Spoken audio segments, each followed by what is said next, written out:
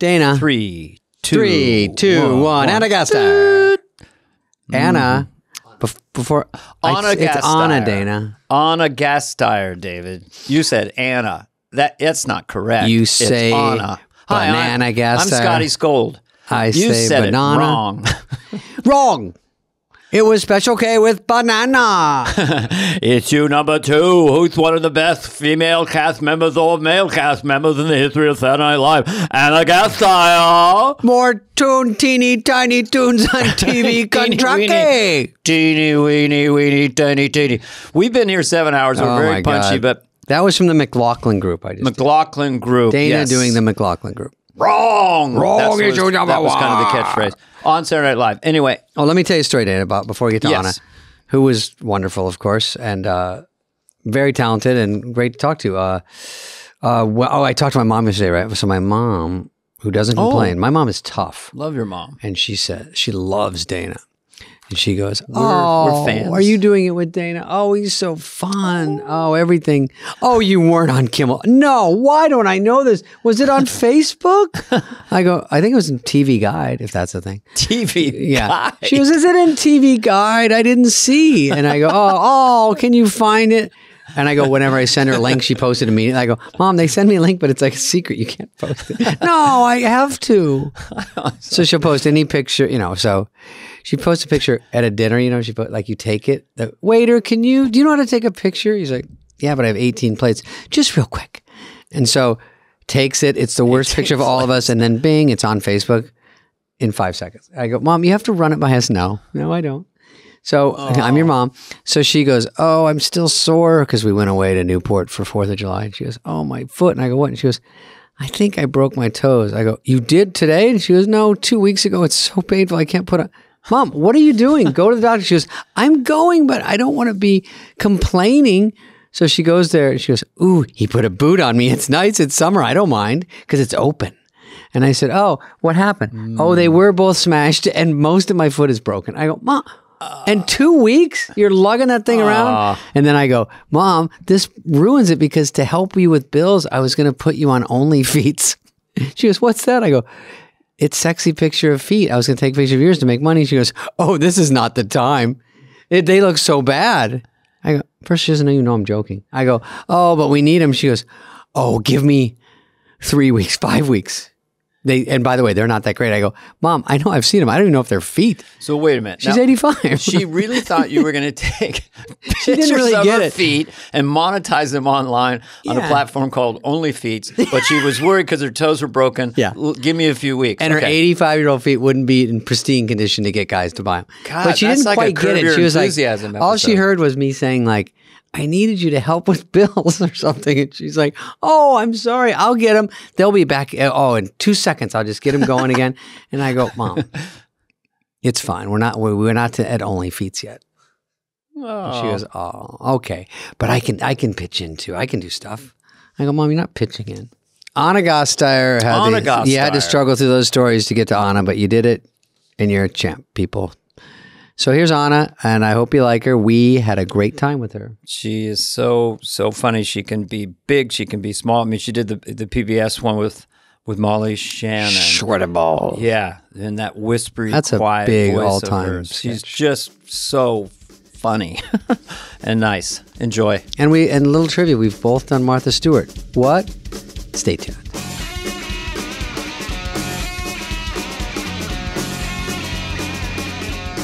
Oh, yeah. Clear frame. Let's check it out. That's a little rocking chair to the left. Wow. Dana.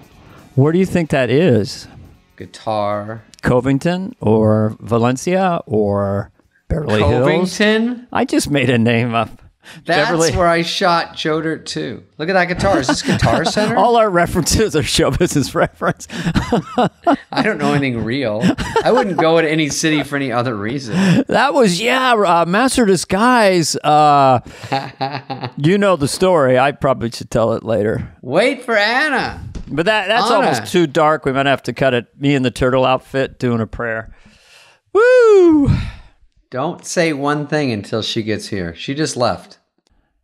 Oh. Did that work? You look. Hello. Yes, I hear you. Fantastic. Okay.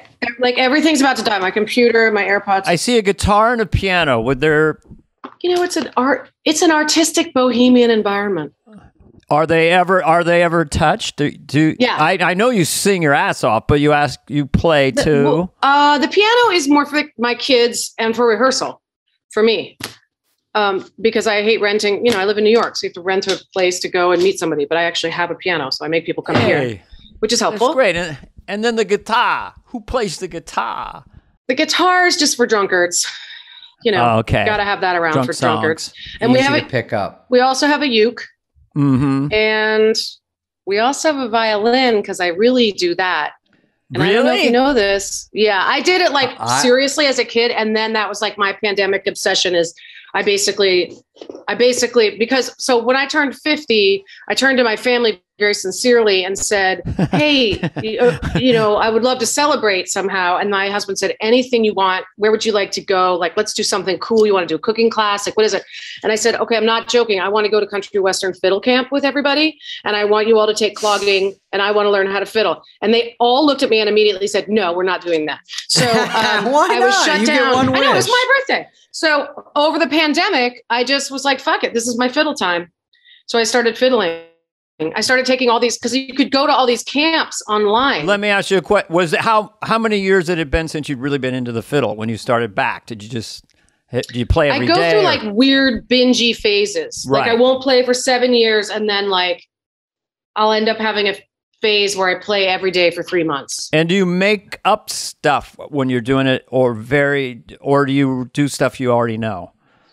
So that's what I was trying to challenge myself to this time was because when you learn classical music, it's super anal and square and like you can't. Yeah. Exactly. Is that a tiny violin? Are you playing a tiny violin for me? I just did a little teeny mime of violin. I don't even know what a fiddle is. I'm just playing Dana, along. you have to mime it bigger. They really can't see what you're doing. It has to be grander. And it has to have some vibrato. Yeah, there you go. So you're playing. Yeah. So who would be? Is Yo-Yo Ma someone who improvises? None of those guys improvise. They're just all tech. No, I mean, the problem, it's really like, it's two different things, actually. Like, it's like people down in Nashville, because you play, right? What do you play? I have an electric piano and a guitar, and I do a little V drums. You don't fiddle. Drums, but they just speak to me pretty much daily. I'm very undisciplined about learning songs, but I learned If I Fell by the Beatles. And that opened up a lot of chords for me. So then I just make up chord progressions to treat my anxiety disorder.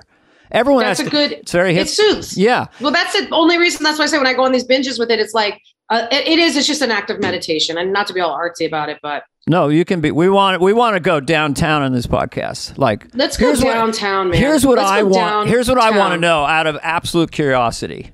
And we've done it with other guests. Your formative years, which I'm labeling age 4 to age 12 or 13, when things impact you more, like, okay, how old were you? What are some of the movies that affected you in the 70s? You're growing up. What did you, or Broadway shows, or what informed? Wait, do you guys hear weird feedback? A little humming? Yeah, humming, a light humming. I hear light humming. I don't.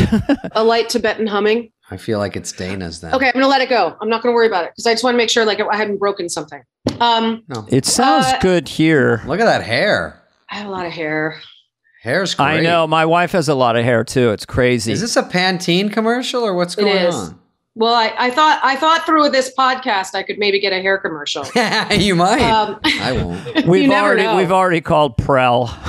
We've already called Pert. Good. Little head and shoulders. I feel like it'll have to be a slightly senior-oriented one. Okay. What movies? Formative year movies. So, again, we're all of an era that went to movies in movie theaters. We didn't have VCRs and so forth. Exactly. We were analog. Yeah. We were analog. Yeah.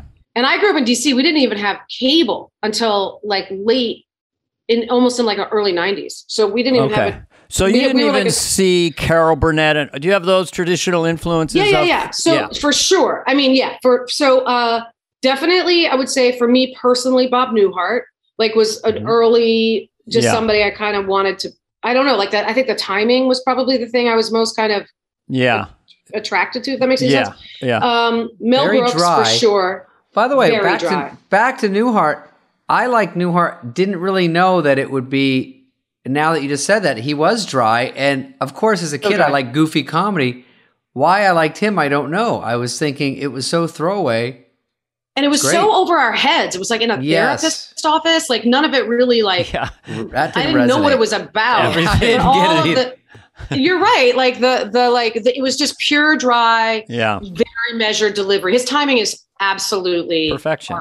It's perfection. Yeah. So I think if I had to pick one, oddly, like even above and beyond Carol Burnett and all those guys, that would have been the one that I was like, oh, I want to be like him when I grow up. And then Letterman, of course, too. But you said Mel Brooks, which is interesting. So Mel Brooks, movie wise, and I think like in terms of my sense of humor now, of like, I think I grew up. So to frame it, I mean, want to get a background. You're in Washington D.C. Yeah, my parents. It was a pretty like it was not a very like pop culture-y household. It was like classical music, and my mom thinks a lot of stuff is tacky. So like, I wasn't allowed to belt. I had to sing legit. Like I had to take ballet. I couldn't take jazz. Like it was like everything was very like and cheat. Wow. No, she hates an Aguilera. She thinks it's super tacky. They're cheaters. To this day, she's like, she's got to blow her voice out. I'm like, well, so far she's doing pretty well. But yeah, so there was a little more sort of like aspirant class stuff in my family, a little bit. But also my dad's super funny and my mom's an amazing audience. So as much as they were like that, if I did bits, they laugh at them. But I certainly didn't think I was going to be a comedian. I went to college to be a voice major. I was an opera major. That's like how I went I didn't want to be an opera singer, but I didn't think that was like my sideways move. You know what's interesting? My dad was funny, so I was trying to, and my mom was kind of funny. So I'm trying to impress, I guess. I'm probably a research paper of their humor, sense of humor. Yeah. My dad liked Mel Brooks, so I did. But with you, you've got music and you've got funny, two things you like, and they're sort of merging the rest of your life in a weird way. Oh, totally. I mean, by a complete accident, and people get really confused by it. But you're right. Then you reach this certain generation in your own life and you're like, oh yeah, this is all making sense. Because for a long time, it felt like road less traveled. Oh, I'm such a weirdo. Why do I, and now eventually like, oh, it's just what I am. You know what I mean? Right. So you're taking lessons. I mean, what lessons did you take? You took ballet? I was a relentless, it was so much violin. It was just, and so much, like, I think that's why I find earnest people so funny. Like the Delicious Dish Ladies that we did, like a lot of the characters that I'm obsessed with are the Bobby and Marty on SNL. They were all informed by just people with absolutely no sense of humor. Yeah, I love it. Classical music people are amazing, but it's just a real earnest, earnest game. Earnestness is making a comeback, I think, a little bit. Earnestness. Unfortunately, I think we're stuck in it for a minute. But that's so I went to this is the worst of the earnestness. This is actually this was the catalytic event and why I finally quit violin. It was like a more broke summer. So the summer before, my parents were a little flush and they sent me to Interlaken, which is like the big like classical music summer camp. And it was incredible. And I was like surrounded by other like violinists and whatever. And then the next summer they're like, we can't go there. It's too expensive, but you can go. And we've signed you up for chamber music camp at Gettysburg College. There's a movie. And I was like prime puberty. Like literally on your day offs, you would go to Civil War battlefields. Like it was the biggest hot and like a swampy, humid pavilion with viola players, like just like the worst. And that was it. I was like, I'm out. I'm not doing violin anymore. But then I kind of parlayed voice because I would be like the lead in the musicals and stuff. Because you sing. It's just like what you're kind of born with to a degree. And so I was like, this might be my meal ticket. And so that was your fun camp for the summer. My fun camp was the Gettysburg College Chamber Music Ensemble camp. At 13. Good God. I love it. When you'd rather do anything else. Anything.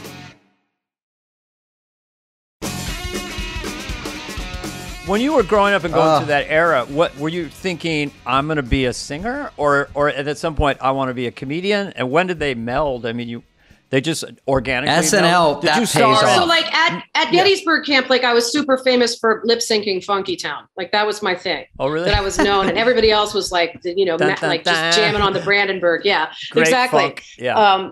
And I remember this girl said to my mom, she's like, she's such a funny, she was like, she's so talented. And my mom was like, oh, did you play the Brandenburg with her? She was like, no. Have you seen her lip sync Funky Town? Not even sing. crushed. Yeah. No, not even singing, just a masterful dubbing. No, it very clearly the roads met at Northwestern because I went to be a voice major. I hated it. I could tell a million stories of like, again, just profound earnestness. The moment in time was in an ethnomusicology class, a lecture at 8:00 in the morning. And Dana, I feel like this is a character that you would do. It was a man, it was a man whose like PhD level renown in the world was that he could sing overtones, and he had like studied with the Tibetans, so he could sing like, and something else would like float above it. And he had no like discursive style. He had not gone to Toastmasters. He was not good he wasn't good in front of groups. And he would, and he had to get moved in order for the overtone to happen. So it would just happen like, sometimes. Really? Dana can play Lorne as a monk. Yeah, exactly. Lorne. Are you still at the show? Marcy! Liz. So anyway, that was the moment. And I became unglued, and I was asked to leave the lecture because I was making too much noise laughing. And at that moment I was like, I can't be a voice major. And I met all the improv people. I met all the improv people and did improv, like, and like ended up transferring to the theater school and like found the tribe. And I did not do any voice at all. I like smoked cigarettes and partied and did improv. And you had voice locked in. So you're like, I'm already good. I know how to sing. So I think you're right. Singers are born, right? Don't you think? I mean, singers. I mean, they have to train. Like if you want to do Broadway, you have to train. And that I did after SNL. I was pretty late to that because then I like went to SNL, and as you guys know, it's such a like perma shit show that I was kind of like shit show. We'll dig into that later. Shit show. Yeah. But it's this is like my reductive way of saying this, but like I feel like at SNL, you're always just pulling it off. Yeah. If you're lucky. And there was this part of me that's like, wherever it came from, the like sort of A student part of me that was like, I want to do something well. Like I want to refine it and make it better. Yeah. Yeah. So that's why I think I went to do theater almost immediately. Yeah. Because we were here in New York, and Broadway is like to a fault. Wait, are you saying after SNL you wanted to do that? After SNL. Because SNL, one problem Dana and I mentioned is it's one take. And sometimes it would be so much better if you could just start again real quick. You get off on the wrong foot and you're like, God damn. And then you're like in it and you go, totally. I'm going and it's not working. I think that's why it's like such a comfort to do recurring characters, because you're like, you start to understand their moves and you need the nuances and, all of that. I know the writers don't think recurring characters are cool, but like that's where you get better at them all the time. That keeps the lights on at NBC. Those recurring characters are the money. I like to watch recurring characters, so I don't mind doing them as well. I like catchphrases. I like things I'm familiar with. I totally agree. What was the journey? We know you went to Broadway after SNL, and you were at Northwestern. You started meeting your tribe. And then you get to Groundling somehow, right? Or what? Yeah, a bossy gay from college told me to move to LA. And I was like, gay. I love these phrases. Gay. Yes. Everyone needs one. And especially because like, it had never occurred to me that I would be on TV. Like that wasn't like my dream really. I mean, it wasn't that it wasn't, but I loved comedy, and I knew I was good at comedy from college. You probably, like me, didn't even consider that was a possibility. I didn't. So I knew it wasn't even like a dream saying you were going to be president of the United States in my family. Exactly. Or the first man on the moon. It was so surreal that the people on TV, Flip Wilson or whoever you want to name, was like, no, I'm going to be You're right. doing You that. couldn't have been Flip Wilson, it turns out. Oh, I couldn't have. Geraldine, though, the first sort of drag thing. But I never wanted to be in drag, but I was, I guess, sort of. Yeah. But anyway. Why not? Why not? Just be loose. Just be happy. So then you go to LA, or what's that step to the ground? Yeah. So I went to LA. I did a tour show. I did that. Do you remember they did the live performances of the Brady Bunch? Yes. Oh, yes. wow. The Real Life Brady Bunch. Yes. Mm-hmm. So I Remember that. got cast in that national tour, like right out of college. And it was amazing. Like Davy Jones was on the bus with us. Really? And yeah, from the Monkees. Oh, yeah. And we drove we like went to every college. We were like rock stars. We would just go in and we would do actual episodes verbatim of the Brady Bunch. And oddly, I loved the Brady Bunch when I was a kid, which I think has less to do with the fact that I thought it was funny. I just found it super comforting because my house was kind of crazy and artsy too, and very disorganized. Like I didn't know anybody who had like matching shit. I love like that. Oh, that was cheerful. Did you do the songs like A Time for Change or Keep On or any of those? They did some of those, and they wrote some other. I can't even remember anymore. Yes, there was a or whole Sunshiny thing. Day. Hey, but Dana, what was the name of the dog from the Brady Bunch? Alice. Buster. Go ahead. Did you just say Alice? Wow. Nerd alert. That's an old joke. Nobody knows Brady Bunch anymore. I did this event last year. And it was kind of a sad event, and Greg Brady was there doing trivia, which tells you everything. And and nobody knew any of it. Like, they were literally like, "What was the name of the maid?" I'm like, "That's not trivia. That's just like a basic fact." Can you hum? Can you hum or sing the theme song? Because I remember that being a pretty good theme song. Here's the story. A lovely lady. No, not only that, I used to tape record it, like with an old school, like whatever Sony tape recorder that my dad had. I had a Craig tape recorder, reel to reel. And I would tape it, exactly. And I would listen to it in bed at night. And it would be all the different, like. How old are you? That's maybe 7 or 8. 7 or 8. But I remember I loved the variations on the theme. So like dun dun dun bum bum bum bum and then the violins would come in. Yeah. She had like a mullet too, the mom. I had a crush on her. That's Carol, sure. Carol was so cute. That's your next show after Sugar and Booze, I think. Just humming all those TV themes throughout history. Suicide is Painless. Suicide is Painless. Suicide is Painless. When I hear the real song, is so sad. You're gonna make it after all. Let me tell you. I could do this all day. I mean, I want to tell you, the guy that sings that, Dana, the guy that sings that has a lisp kind of, and he goes, that sexy look will do wonders for you. You know that guy? And they took that part out of the theme song because he said sexy. So they were right to do that. Yeah, it's true. MASH. What about MASH? I'm sure you would agree with this theory. I actually think that half-hour television has been super hit by not having the theme song. I love them all. They don't have theme songs. Is that right? Well, except for on HBO, and all those shows are hits, and Netflix. But I'm convinced because it's like this little porthole, like it takes you into the world. Yeah. Of it, Alice was a good one. There's a lot of great ones. Cheers really had a great one. You're going. None of them have any more. They're just like they are genius at making them catchy. It's unbelievable.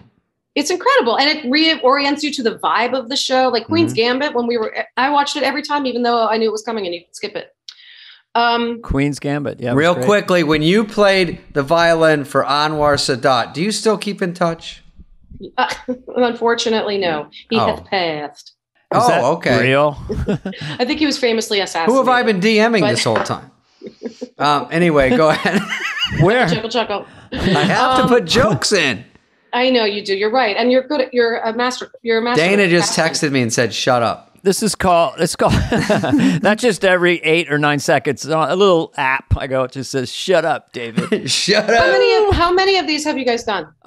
This is our first. Yeah, we're such rookies. We don't even know what's going on. What we're finding is, I'm finding this is that there's so many people that you run into, and I remember you're one of the first names I said, "Can we get Ana Gasteyer?" And they're like, "Okay."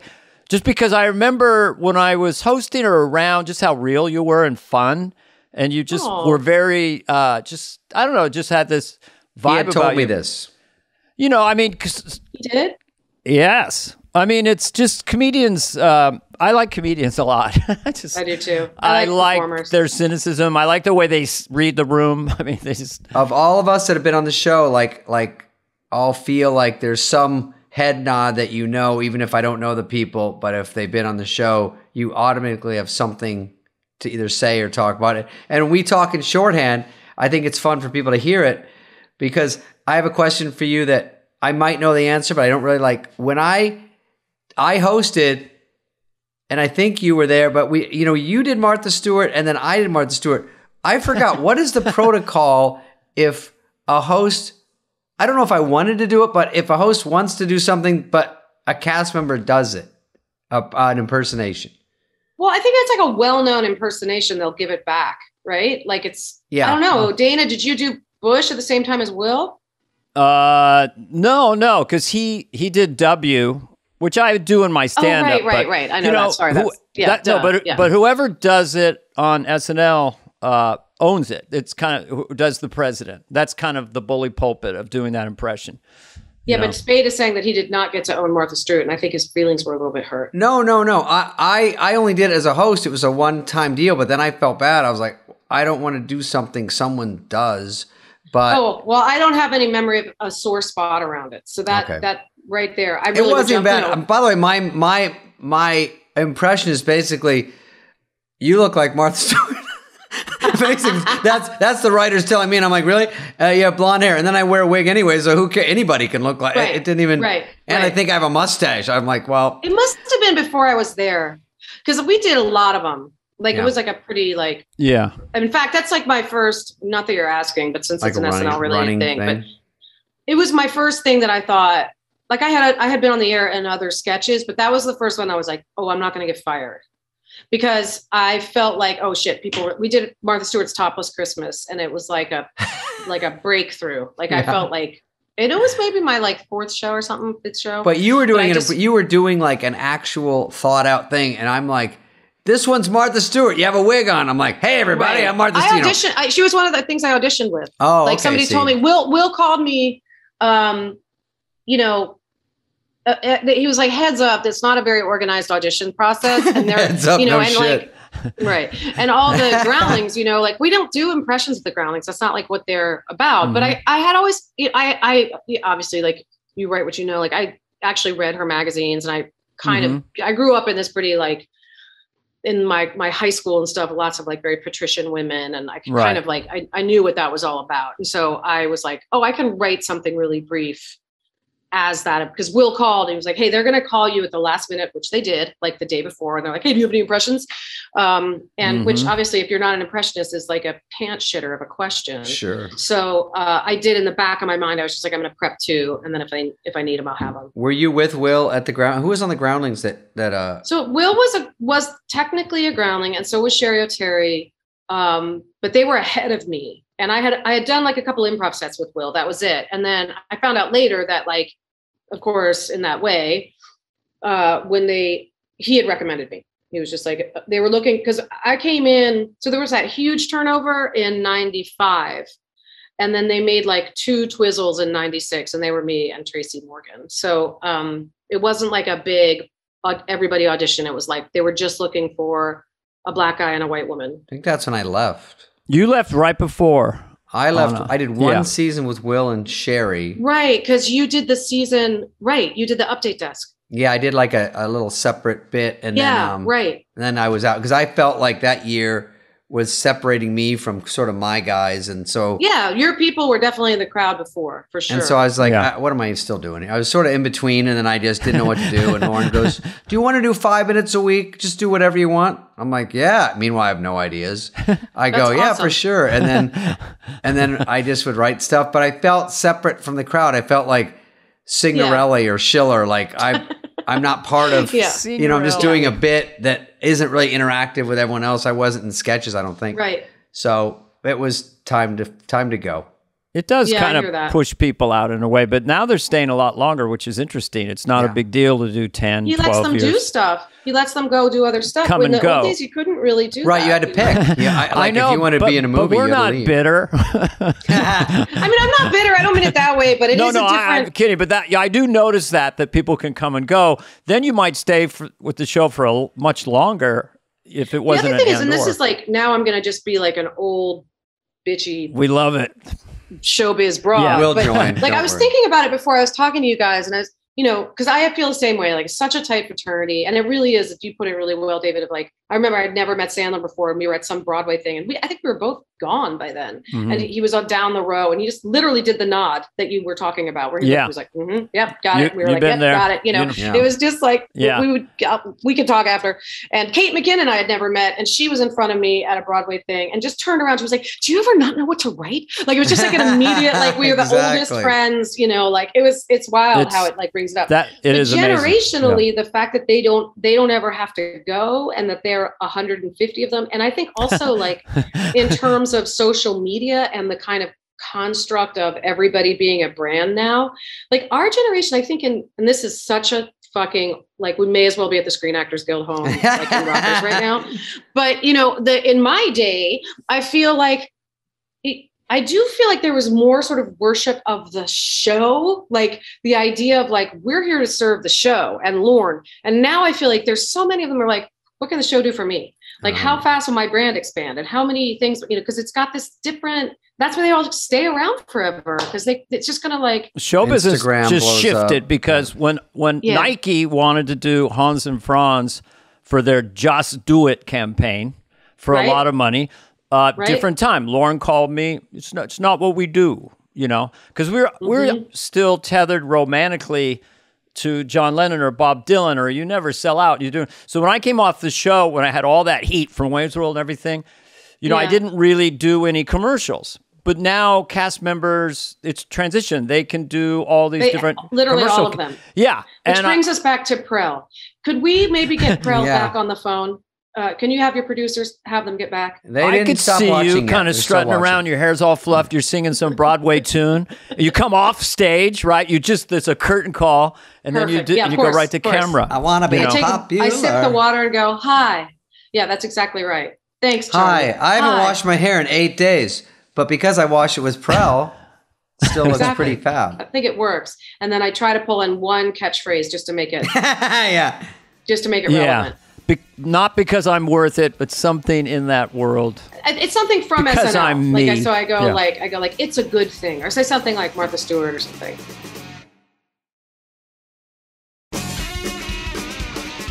You know, when I was doing the show, we had the problem of doing a movie at the same time. But I think when Will Ferrell hosted about 2 years ago, I saw Pete Davidson went to a wedding in Miami. And I was like, I couldn't do Tommy Boy. I couldn't leave to do anything. Pete does his own thing. He's great. I mean, he's just dancing above the whole thing. There's different ways they handle different situations on the show. And I think it's just flipped one day where we can work around it. And it was never even, you couldn't even bring it up before. Steve Higgins, you know, he's really fun to talk to about the show. But Steve Higgins told me, he's like, Lorne wrote the Constitution for what is SNL, and then he lets generations do what they will with it, you know. Amendments. I don't know. That's such a good way of putting it. It's true. I would like to, just for a second, when we always talk about, you know, the esprit de corps, and we're like ex-Marines, not literally, but you know what I mean, is just the dirty greasiness of it, like you're sweating, the wig's coming off, the pins, your underclothes, you're being moved. Your underpinnings. I would sometimes, they'd take a wig off, and they'd put one on, and I need to see myself. Oh, I'm Jimmy Stewart now, you know? So the freneticism of it at times, and the quick changes, and almost falling, there is a battlefield aspect to it. It's a rock and roll kind of emotionally violent, you know, Dick, so 5 seconds. Yeah, and also there's so much noise because the band is usually playing. So loud. And you forget that if they're going, this one is when you, and the writer's looking at the notes, and you're like, okay. Like, heads up, we're short for time, cuts on the air. Yeah. I remember I was doing Dr. Laura, and we got to like that was the closest I ever got to just like purely just like a 10-second sketch that was like cut to the, you know, emergency broadcast stripes. Yeah. I mean, literally, because they were on the floor. I remember Paula Pell was like on the floor during this, you know, I think it was Jenna or Van Rice. Somebody's like spinning their hand in front of the camera, like, wrap it up. And you're like, we just started. How do you wrap it up? How do you wrap it up? You know, and they're like, we're going to heads up. And you're like staring at the cards, and Paula's like shouting, and they're taping off. Like Wally's like rewriting. So it's just on the cards. Oh my God. On the cards. So like during the sketch, which folded from like 2.5 minutes to like around 15 seconds. You know, like you're just like, welcome to the show, and we're wrapping it up. Like it was just like the fastest. Yeah. I love that was shit. So adrenal. I was doing church chat once. I had the cards, and I'm running them during the commercial. And then they sat down in a chair, a 7-foot man. So while the show starts, and then I can't see half of each card, the 7-foot man's head. And so you're in your head going, what the fuck is a 7-foot man's head in front of the cue card? And yet you have to let all that go. And what is that? Who's coming in late also? Do you guys still have dreams all the time? Like, Panic. Well, like, Panic. Like, I feel like for everyone on SNL, like, I actually just asked Will recently because I hadn't talked to him in a long time, and I was like, I fucking had an SNL dream last night. It's like I have them all the time. They kind of replaced the like late for the test or whatever. That's it. That you're all ready and you're supposed to be out there and you're not there. Yeah. Or I have the ones. I thought about when you said the cue cards. Like I have one where I can't see the cards. Like they're like my eyes are blurry and I can't clear my eyes. Or like you're trying to make it to 8H and you can't get through all the fucking agents. Always all those guys kind of hanging around. I never will understand that. It's like, how many layers of chaos can we add? Oh, I know. We won't actually have a green room where all the douchebaggery of Hollywood hangs out. We'll let them just like mill around in the hallways. Desk, so by the desk at 8H. And never clear a path. Like you were constantly like, there's just the panic of getting through those doors. I'm doing something here. And then being in Laura's tiny office. And I saw and you're dressed as like Raggedy Ann or something super embarrassing. You've got a bald cap on for 2 hours and your head is just raw and sweating and you're in that little room. And Lauren, you look at the sketches are on little cards and they're moving around. You're going, well, hopefully it'll be okay. We'll see. Or you're in a quick change area and your agent has an Amstelite and sticks his head in. What's going on here? And you're like, they're like 10 seconds. I'm like, get out of here. Hey, how's it going? Get the fuck out of my Where's the after party again? Is it at Orso? Yeah, literally. Like, can we come? All of those. Like, we want to come down and support you. I remember one time yelling, like, if you want to support me, turn on your TV and stay home. Stay home. Are they still your representation? Amazingly, they are. That's good. But it was just a lot to like when I think about because especially in the theater where you have like. I mean, whatever, like any piece of, they treat you like such a child in any other aspect of entertainment. Like show business, you're like, your call time and you confirm your call time and make a thing. And somebody's moving you along and like feeding you. And we were such like feral children. Like women, like we have so much hair and makeup and we would I actually couldn't believe it when the last time I went back and I was like, you have to like do all this math yourself. You have to go like, oh, right. We have to be ready for dress at 8:05. I better get in the chair by 6:30. Yeah, right. I better like you're always like doing your own stage management. Yeah. Did you have I think Dana, you lived at the Bromley. I was on 84th and West End, and I knew nothing about New York, but I did know that I thought it was odd later in show business that they didn't get me to the show. So if Saturday's show is at 1 or whatever, we have to be there. I'm at home going, I can't get a cab. It's snowing. And I'm just walking going, does anyone give a fuck? I won't be at rehearsal. Now they would never let you.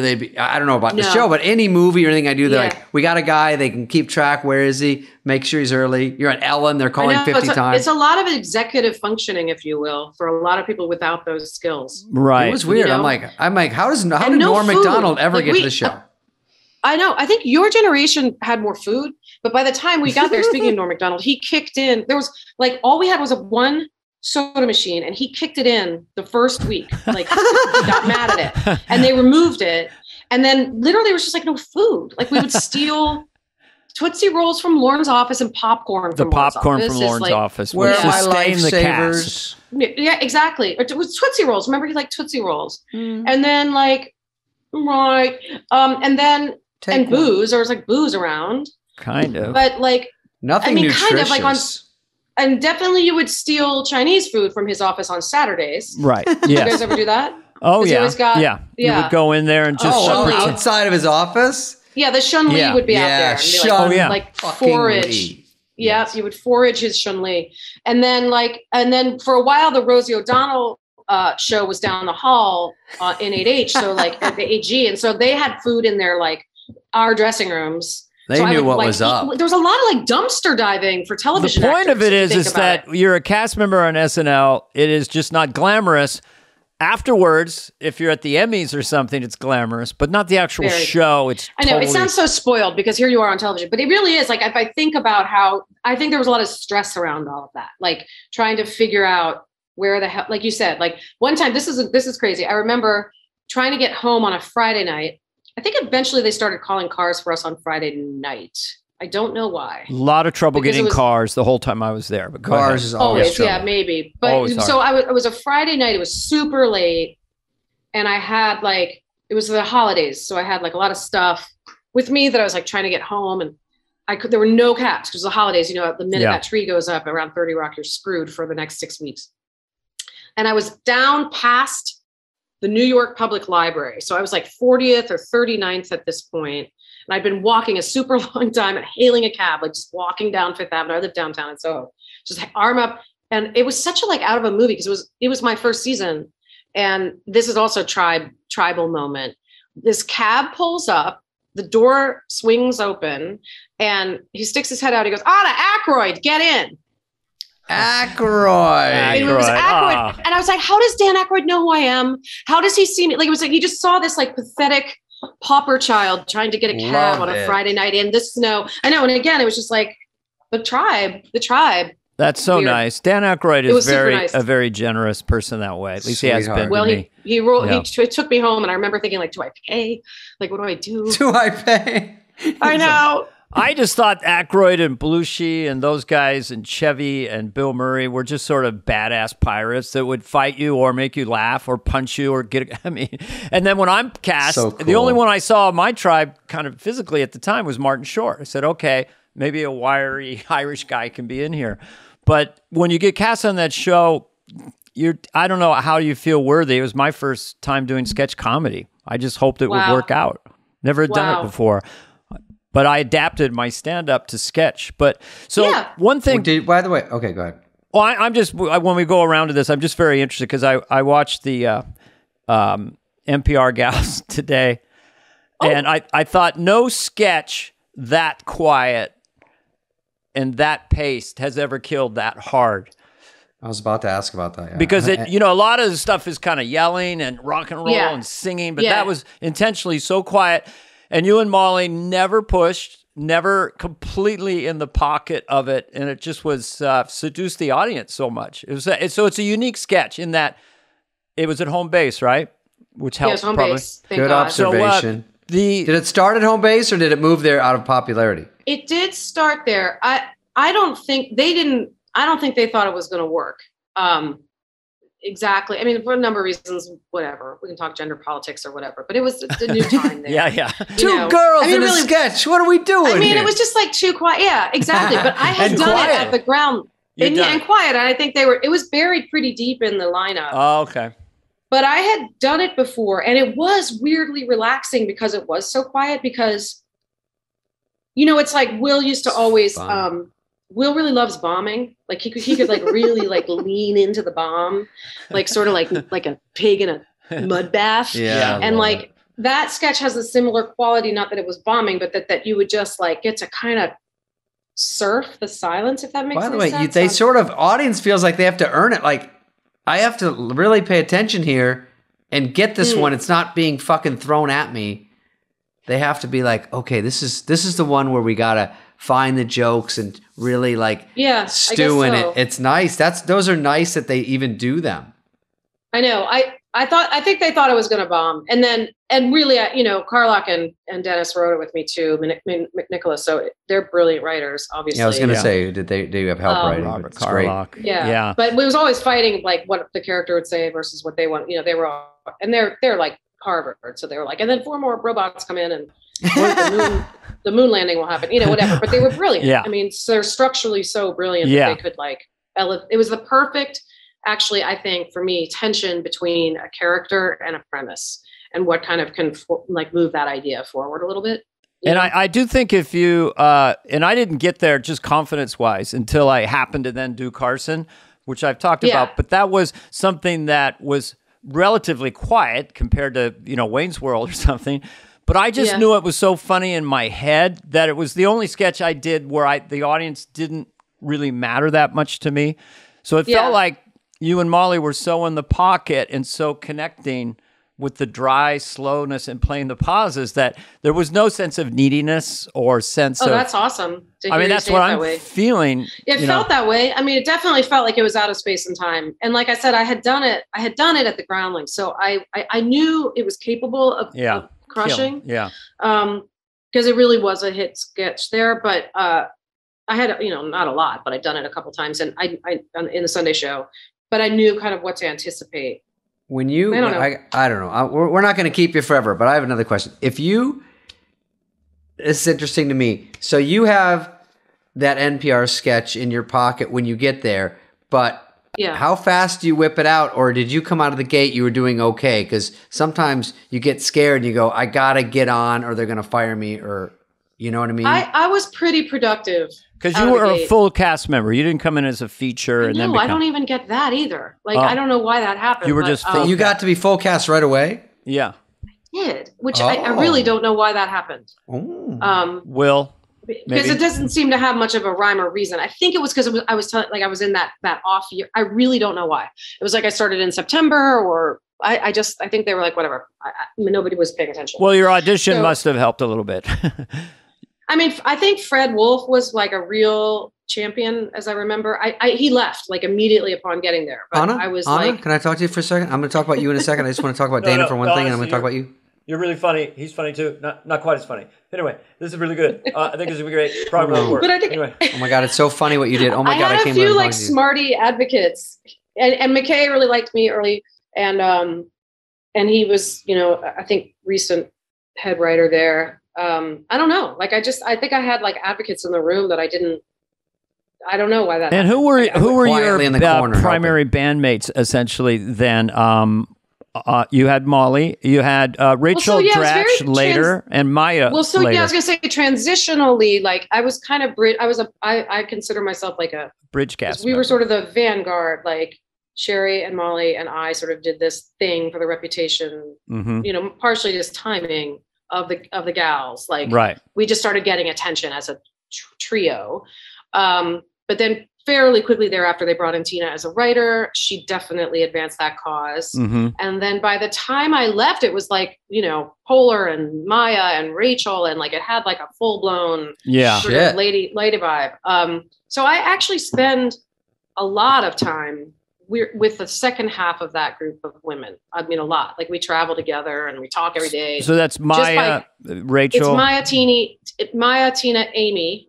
Mm-hmm. Rachel, Paula, Teeny and Amy, and Paula Pell, and Paula great Pell, writer. And but by the way, that's a lot of home run hitters. And you say about women, mm-hmm. but that's a lot of solid. Oh, for sure. Talent. But I think we found. All around the I mean, same I don't time. want to speak for them, and Spivey too. We, like I said, I don't want to speak for them. But I will speak for myself. That for me, the sort of because the show itself is organized in this kind of racehorse fashion, and so you can't really pay a lot of attention to your tribe or whatever in house. I mean, it's like you're loyal to your family, but you hate them. Like, it's this weird combination of things. But then after, in the sort of like gratitude phase, I got really close to those women. I think kind of looking back and going like, so few people on the planet Earth understand what shaped and made us who we are. And even you made it through. And I feel that way about SNL people in general, but especially those women, just because we were really outnumbered, and I really feel that was the first time, the turning point in terms of like when my cast was there, and we had Jan Hooks and Nora Dunn and stuff. But they were incredible. And they're incredible. They're why I wanted to do the show. Yeah. Yeah. I mean, Jan Hooks, just, supernatural. Nora Dunn, brilliant. I looked up to them when I got there. I had like a crush on them both because they were so good. I'm like, they're so talented. Oh my God. I know. They're so talented. And at Read Through, you learn about people from Read Through and see how good they are when they grab a script. They haven't seen it and they're like nailing it. And you're like, what the fuck? Yeah, Jan it's could true. do anything. But that's another weird, like, right? I always say like we're mutants. We're sort of like, we have a mutant skin. We're made a little different. I'm going to walk and plug in my computer, which is a little gauche. I like this. I know, you get to see the whole operation. She's like, I planned this many batteries for this interview. No, you know what? My husband told me that I'm actually going to throw immediate blame. He told me that he had charged this. Immediate blame, not even stalling. We call it the blame reflex in our house. Just you injure yourself, it's your spouse's fault.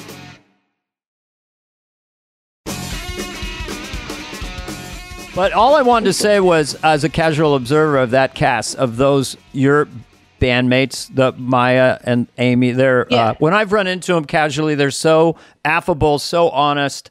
There's a humility around all performers at some basis, and then there's a confidence. So they're just fun.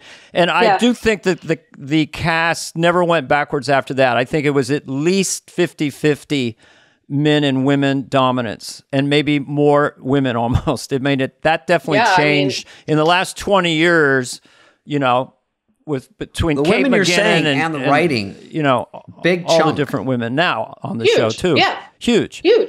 And they're playing men now a lot.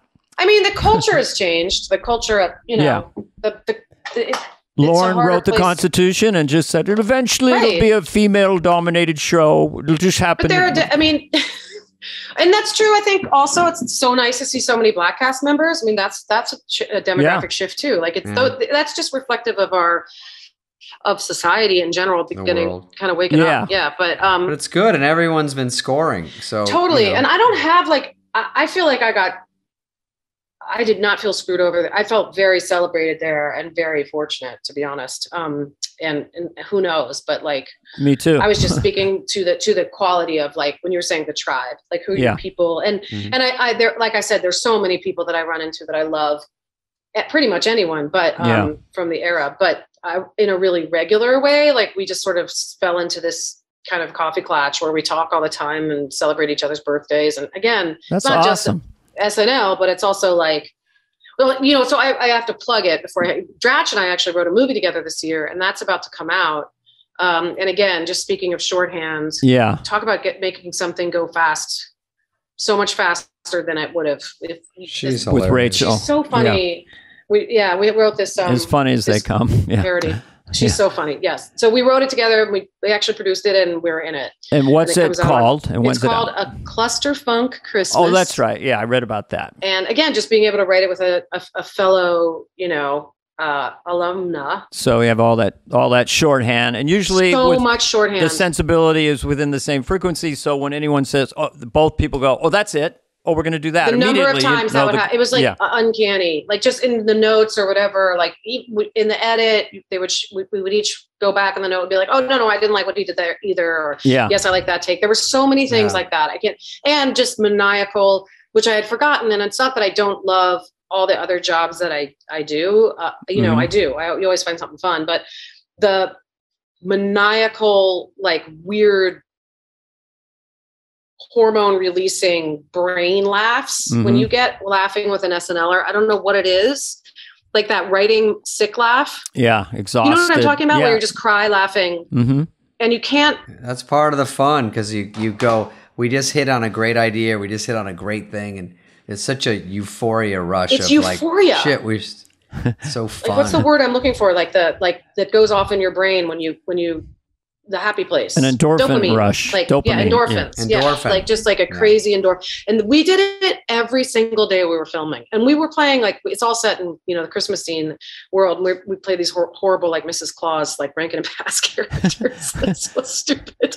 Anyway, we, you know, in same SNL style with the worst wigs ever. Yeah, like popping. Like the more you laugh, like the spirit gun's like popping free because you're laughing so hard and just crying, and the makeup's coming out.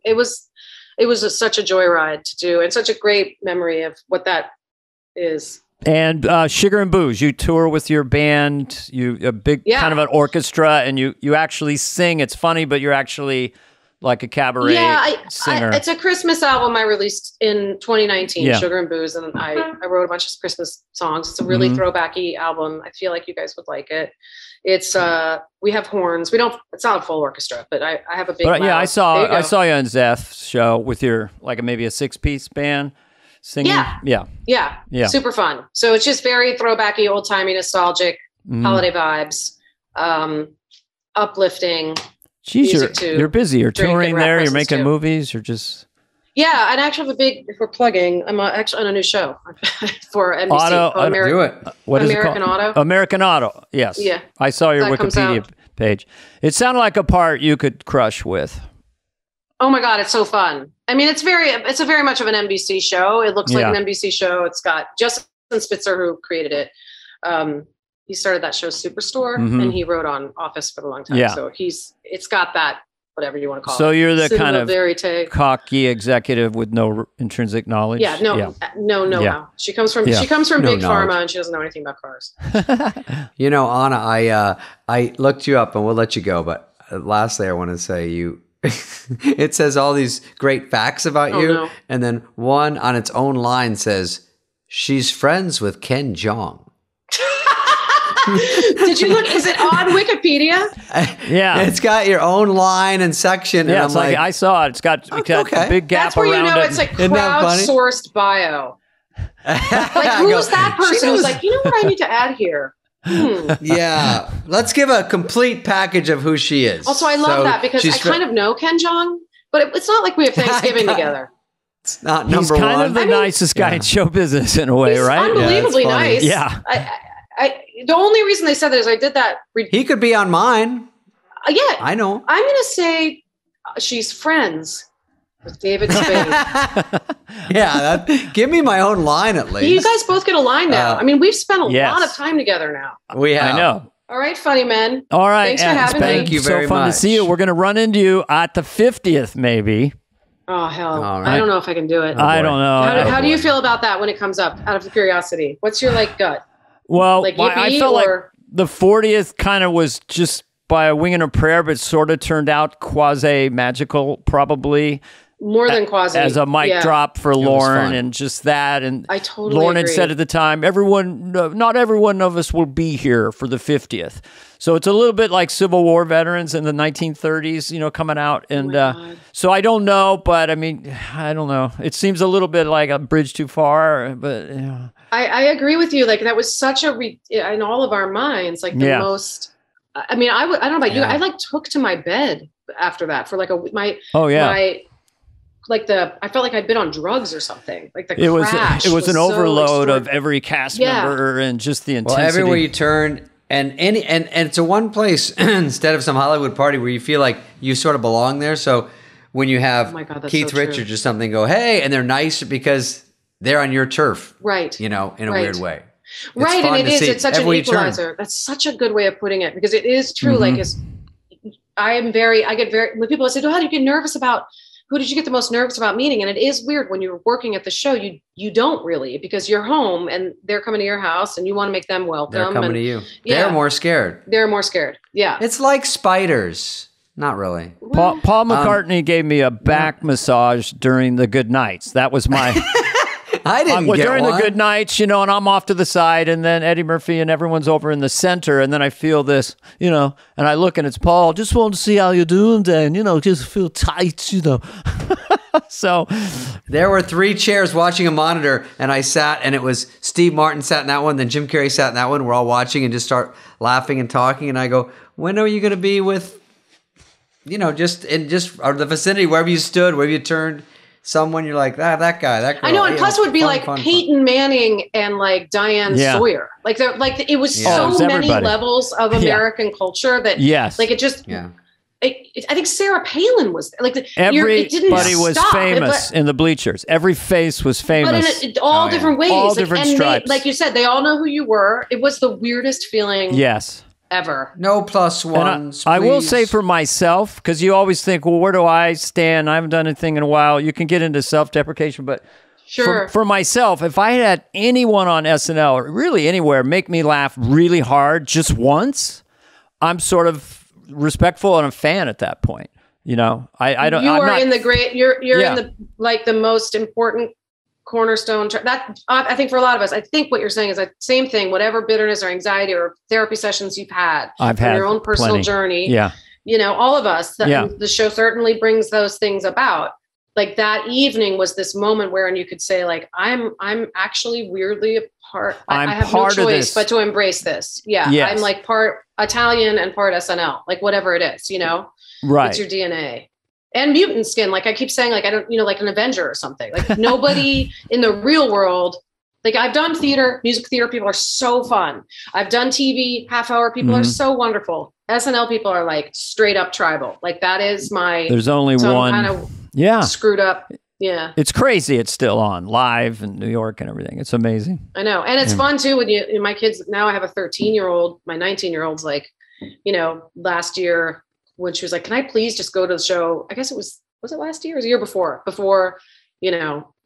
was Mulaney, I think. She was just like, can we go see it live? Like, I'm old enough and I've never been, and then the 13-year-old now, like we stay up every Saturday and it's really fun. Do they walk down the hall and they see a picture of their mom?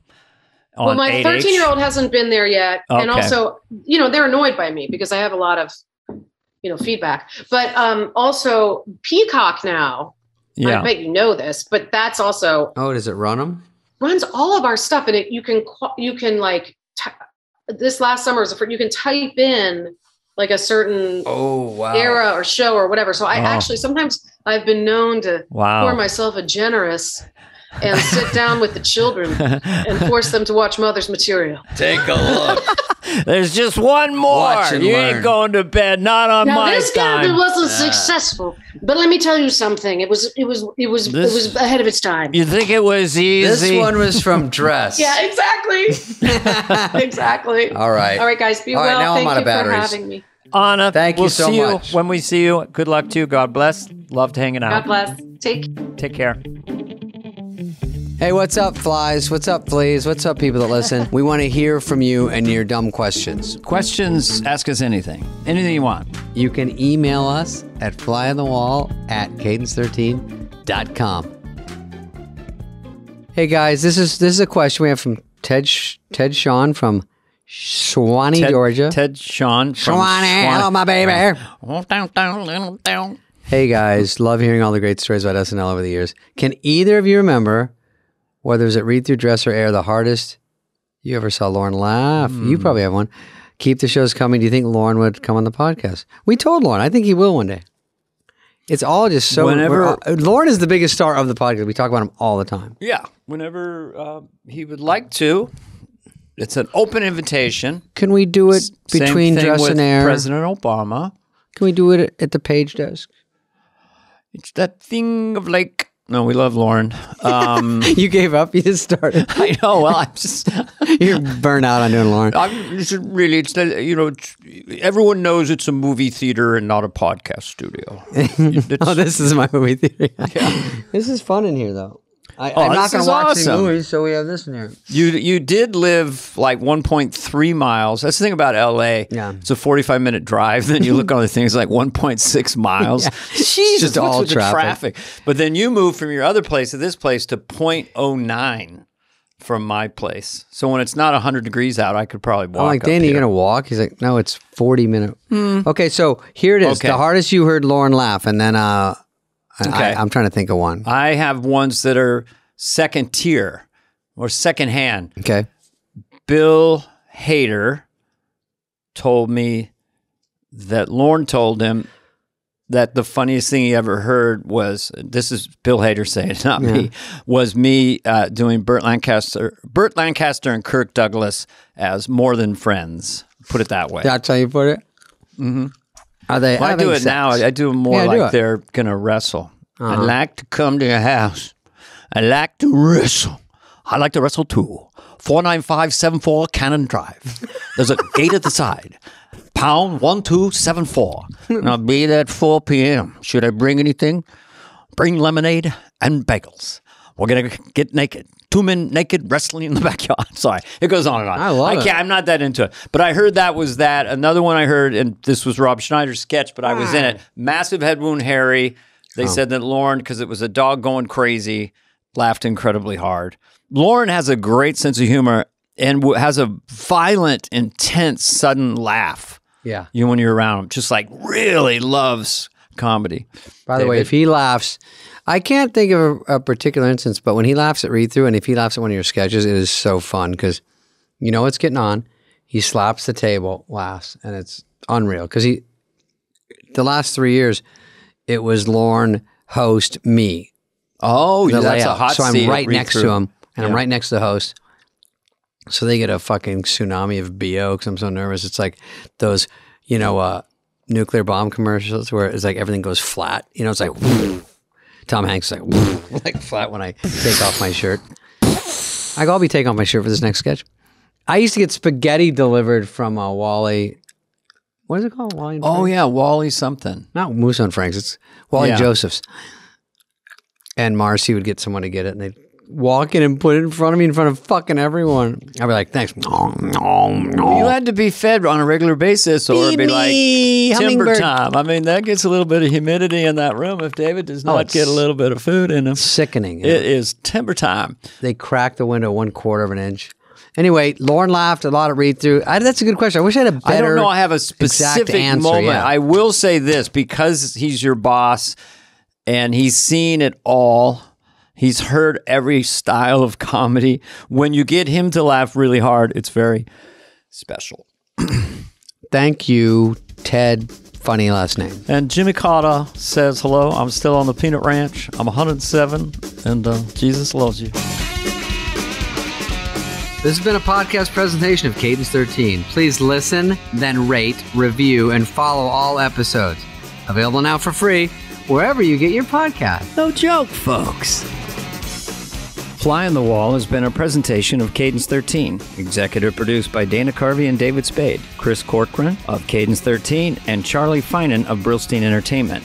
The show's lead producer is Greg Holtzman, with production and engineering support from Serena Regan and Chris Basil of Cadence 13.